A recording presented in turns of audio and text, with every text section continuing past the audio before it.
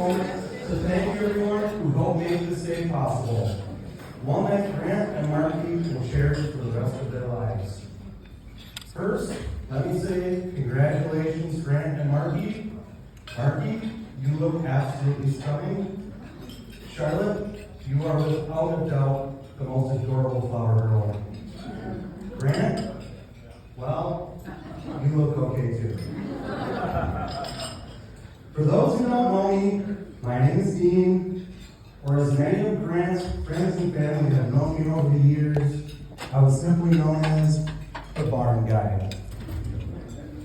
The barn is where we spend countless hours working on snowmobiles, dirt bikes, cars, and maybe enjoying a beer or two along the way. Marky, if I can ask one favor of you, please be generous with signing the permission slips for future barn nights. I met Grant over 10 years ago when we worked together at the lumberyard. With his long, dark, bouncy curls and that goatee, I honestly thought he might be Captain Morgan's long lost son. It didn't take long for us to click, and from that point on, he became my little brother from another mother. Over the years, I've had the privilege of watching him grow from a young man into the incredible husband and father sitting here today. I'll never forget one night at the barn when he told me he had plans with friends. He admitted he was a little nervous because they wanted him to meet a girl. That girl, of course, was Marky. The next time I saw him, I asked how it went, and the smile on his face said it all. He told me she's smart, she's funny, and she's hot. From then on, it was nothing but Marky this and Marky that. He couldn't stop talking about how happy she made him. Not long after, he came to me and said, I think she's the one. And I told him, from experience, when you know, you know.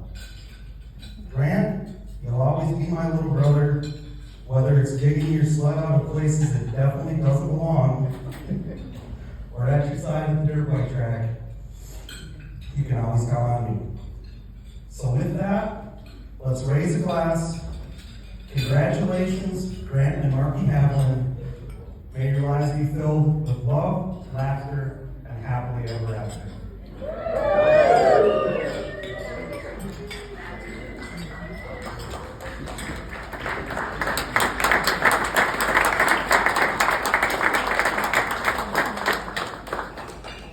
Hey guys.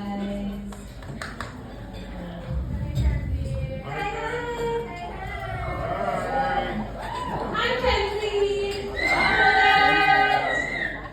I'm Marky's sister and the woman of honor tonight. Sorry that I have some notes here, and I promise I have this down to 28 minutes flat. I'm kidding, it's under 4. Now I'll be honest, I did struggle with what to do with the speech tonight. I considered doing a rap for you guys even for a little bit, and then I realized, don't embarrass Marky, you guys would probably be worried about my mental health, so I decided not to do that. But what I did do is I researched this online. You know, try to get some tips and tricks, and guess what? There's really no guideline for the sisterhood that Marky and I share. There's not. I've Googled it multiple times. But I did learn one very important rule when writing your main honor speech, and that's don't embarrass me. Okay? So tonight I'm not going to tell you the story about how Marky used to think that the football players would sit on the sidelines and watch the commercials with us. I'm not going to tell you about it. I'm also not going to tell you about how she'd go to her soccer games and just cheer from the sidelines for her teammates while they ran after the ball instead of her. Or about the time that she thought for a long time that the cows just stood in the back of Costco waiting to be turned into burgers. And I'm definitely not going to mention that the time that I convinced her she was adopted for a whole month. But I am the younger sister. However, to truly understand the relationship that Marky and I have, we have to go back to the best day of Marky's life. September 16th, 1994, the day that I was born. This bliss was short-lived because it was very quickly followed by the worst day of her life, a year later when I finally started talking. To understand this, let me just bring you back to one of our best middle school moments. We were home alone, our parents were out, Marky had a friend over, and I wanted to hang out too. But I wasn't allowed to, because apparently her friends were her friends, and my friends were not her friends. So I wasn't included. So naturally, I did what any rational little sister would do, and I chased her around the house, threatening her with a spoon. Yes, a spoon. In case there are any cops here tonight, it is not a knife. There were no weapons. It was a spoon. After about 5 minutes of me running around like a mad woman, yelling, Marky, I heard a loud crash of a bullet going through glass upstairs. So I ran up the stairs. I darted up there, shouting her name, only to trip over her, tripping over a laundry basket full of hangers. So we just sat there on the floor like two big wrecks of humans laying there laughing for minutes and minutes. Of course, this wasn't as dramatic as a bullet going through glass, but then again, it's middle school and everything feels like the end of the world. That story does sum up our relationship perfectly. We may not always see eye to eye. Marky lives in the black and white, and I live in the gray. I thrive there. But that's how we challenge each other every day. Even if we drive each other crazy, we help each other grow into better people, and we're able to come together. Through it all, sisters, playmates, enemies, friends, therapists, Marky's made me a better person. From a young age, I was in awe of my sister.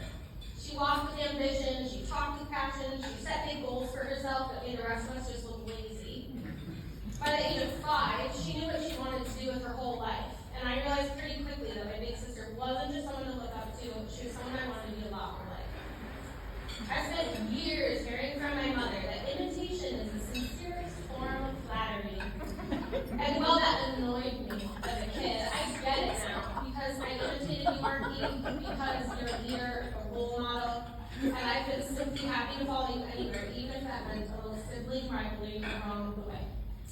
Marky, you are one of the smartest, most incredible women I know, and to see you standing here today with someone that makes you laugh and challenges you and makes you feel loved in every way is one of the best gifts. Don't worry, don't forget about your grandma.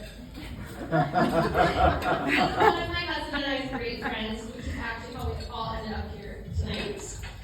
And while this maybe isn't exactly what we knew right away that they'd end up together, what we do know is that they end up building something very beautiful together. Most of all, their perfect angel of a daughter, Charlotte.